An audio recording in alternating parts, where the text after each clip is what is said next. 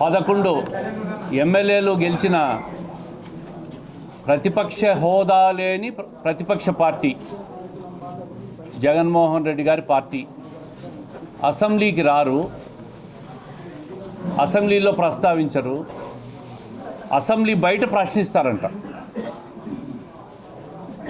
మరి అసెంబ్లీ బయట ప్రశ్నించేదానికి మీరు శాసనసభ్యులుగా ఎన్నుకోవడం ఎందుకు? మిమ్మల్ని మీరు రాజీనామాలు చేస్తే ఆ స్థానాలు ఉప ఎన్నికలు వస్తే వేరే వాళ్ళు ఎమ్మెల్యేలు అయితే వాళ్ళైనా కనీసం శాసనసభ ఒక ప్రజాస్వామ్యంలో ఒక పెద్ద వేదిక, ఆ వేదిక మీదకి వచ్చి మాట్లాడితే ప్రజా సమస్యలు ప్రజలందరూ కూడా చూస్తారు. మీ ఇంట్లో కూర్చొని ప్రజా సమస్యలు ప్రస్తావిస్తారంట, ప్రభుత్వం చేసే పనుల మీద వాళ్ళు విమర్శిస్తారంట, అసెంబ్లీకి రారంట. వీళ్ళు అసెంబ్లీకి రాని వ్యక్తులు శాసనసభ్యులుగా ఉండడం చాలా దురదృష్టకరం. ఈ 11 మందిలో మన కడప జిల్లా నుంచి పులివెందుల శాసనసభ్యుడు గారు కూడా ఉన్నారు. అదేవిధంగా రాజంపేటలో ఒక ఎమ్మెల్యే ఉన్నాడు, బద్వేల్లో ఒక ఎమ్మెల్యే ఉన్నారు. మనం చూసాం మేము మన ఎమ్మెల్యే గారి చేతిలో ఉన్న ప్రశ్నోత్తర క్వశ్చన్ అండ్ ఆన్సర్స్ అసెంబ్లీలో. దాంట్లో పాపం బద్వేల్ ఎమ్మెల్యే కొన్ని ప్రశ్నలు వేసింది కానీ అసెంబ్లీకి రాలే. ఏమంటే మా నాయకుడు వద్దన్నాడని. అంటే కనీసం ప్రజా సమస్యల మీద ప్రశ్నించేదానికి ఒకరో ఇద్దరు అరాకొర శాసనసభ్యులు పోతూ ఉంటే కూడా వాళ్ళ నాయకుడు అడ్డుకుంటూ ఉన్నాడు శాసనసభకు రాకుండా. వీళ్ళు ప్రజాపాలకులు, వీళ్ళకు 5 సంవత్సరాలు పరిపాలన ఇస్తే రాష్ట్రాన్ని భ్రష్టు పట్టించేసినారు. ఈ దేశంలో ఎక్కడా లేదు 4,000 రూపాయల పెన్షన్. ఈరోజు వేరే రాష్ట్రాల్లో ఎన్నికలు జరుగుతూ ఉన్నాయి, అక్కడ కూడా ఎవరు కూడా 4,000 రూపాయల పెన్షన్ ప్రామిస్ చేసిన దాఖలాలు లేవు.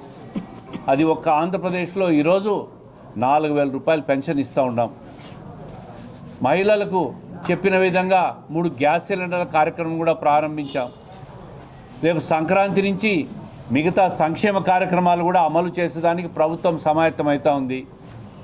జన్మభూమి కార్యక్రమం స్టార్ట్ కాబోతూ ఉంది. దాంట్లో కొత్తగా రేషన్ కార్డులు, పెన్షన్లు కూడా ఏవైతే అర్హులైనారో కొత్త వాళ్ళకి అందరికీ ఇవ్వాలని చెప్పి ముఖ్యమంత్రి గారు సూచనప్రాయంగా వెల్లడి చేయడం కూడా జరిగింది పార్టీ సమావేశాల్లో.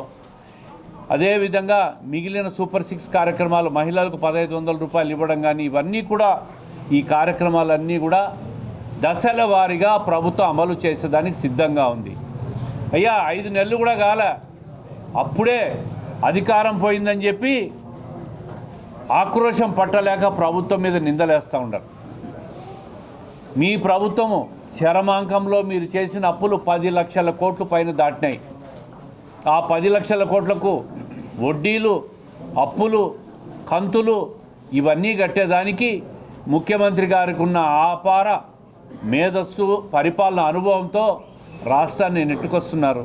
1వ తేదీ పెన్షన్లు, సామాజిక పెన్షన్లు, 1వ తేదీ ప్రభుత్వ ఉద్యోగస్తులు జీతాలు, ప్రభుత్వ రిటైర్ అయిన ఉద్యోగస్తులు జీతాలు 1వ తేదీ తూచా తప్పకుండా ఈ ప్రభుత్వం పాటిస్తూ ఉంది. గత ప్రభుత్వం 5వ తేదీ, 15వ తేదీ, ఇంకా వీలైతే 2 నెలల తర్వాత కూడా జీతాలు ఇచ్చిన పరిస్థితిని చూసాం. ఈరోజు ఒక క్రమశిక్షణతో, క్రమ పద్ధతిలో ఒక్కొక్కటి కూడా నెట్టుకుంటా ప్రభుత్వం వస్తూ ఉంది. ప్రతిపక్షాల విమర్శలు మేము పట్టించుకోం.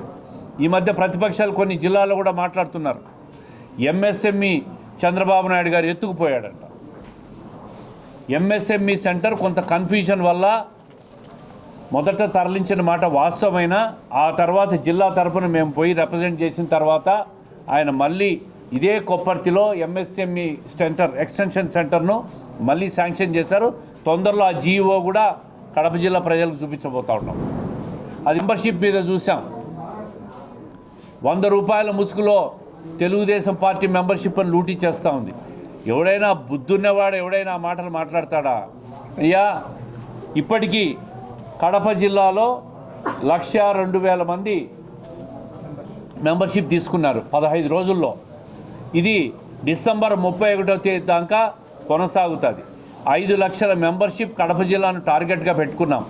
తెలుగుదేశం పార్టీలో ఈరోజు 100 రూపాయలకు 2 సంవత్సరాలకు సరిపడా 5 లక్షల ప్రమాద బీమా ఇస్తూ ఉన్నాం. ఇన్సూరెన్స్ కంపెనీకి తెలుగుదేశం పార్టీ ఈ 100 రూపాయలు కాకుండా అదనంగా 50 రూపాయలు పార్టీ మీద ఖర్చు అవుతూ ఉంది. అంటే దాదాపు 150 రూపాయలు ఇన్సూరెన్స్ కంపెనీకి కట్టబోతా ఉంది పార్టీ. అంటే 50 రూపాయలు ప్రతి వ్యక్తి నుంచి చేతి నుంచి తీసుకొని 5 లక్షల బీమా. ఈ దేశంలో ఏ రాజకీయ పార్టీ అయినా ఎక్కడైనా ప్రమాద బీమా ఇచ్చిన కూడిన మెంబర్షిప్ పథకం ఎక్కడైనా ఏ రాజకీయ పార్టీ అన్నా ఉందా? ఇంత పరిపూర్ణ సాంకేతిక పరిజ్ఞానంతో జరుగుతున్న మెంబర్షిప్ ప్రక్రియ ఇది, సభ్యత్వ కార్యక్రమం. దీన్ని కూడా అరిగించుకోలేక వైఎస్ఆర్ కాంగ్రెస్ పార్టీ విమర్శిస్తున్నారంటే ఇంకా వాళ్ళకు రాబోయే ఎన్నికలు కాదు, ఎప్పటికీ కూడా ఈ పార్టీకి పుట్టగతులే ఉండవు. అన్నా చెల్లెల ఆక్రందనలు వింటూ ఉన్నాం, అన్న మీద తల్లి ఆక్రందనలు వింటూ ఉన్నాం. ఇవన్నీ తెలుసుకోకుండా తెలుగుదేశం పార్టీ మీద, రాష్ట్ర ప్రభుత్వం మీద దుమ్మెసిపోతే మాజీ ముఖ్యమంత్రిని ఈయననే చూస్తూ ఉన్నాం. శాసనసభకు రాకుండా శాసనసభ బయట ఈ శాసనసభలు విమర్శిస్తారంట ప్రభుత్వాన్ని. ఈ విధంగా విమర్శలు చూస్తూ ఉన్నాం. ఇంకొకటి ముఖ్యమైన విషయం సోషల్ మీడియాలో అరాచకం తారాస్థాయికి పోయింది. ఎక్కడ పడితే అక్కడ ఎవరిని పడితే వాళ్ళను సోషల్ మీడియాలో చేతిలో ఫోన్ ఉంది కదా అని విమర్శించేదానికి. YSR Congress party social media మహిళల మీద, నాయకుల మీద, ముఖ్యమంత్రి గారి కుటుంబం మీద, చివరకు మా ఎమ్మెల్యే గారు, మా శ్రీమతి గారు కూడా సోషల్ మీడియా బాధితురాలే. ఇటువంటి వ్యక్తులందరినీ కూడా ఈ సమాజం 5 సంవత్సరాలు భరించిందంటే ఇంతకంటే దురదృష్టం ఇంకోట్లేదు. ఈ సోషల్ మీడియాలో ఎవరైనా ఎక్కడైనా ఇటువంటి కార్యక్రమాలు చేస్తే ప్రజలందరూ కూడా వెంటబడి తరిమి కొట్టాలి వీళ్ళను.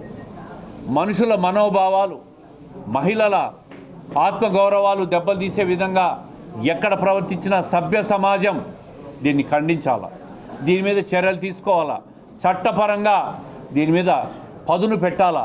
కేంద్ర ప్రభుత్వానికి కూడా నేను ఈ సందర్భంగా విజ్ఞప్తి చేస్తూ ఉంటా, సోషల్ మీడియా మీద చట్టపరంగా చర్యలు తీసుకునే విధంగా చట్టంలో మార్పులు చేయాల్సిన అవసరం ఉంది.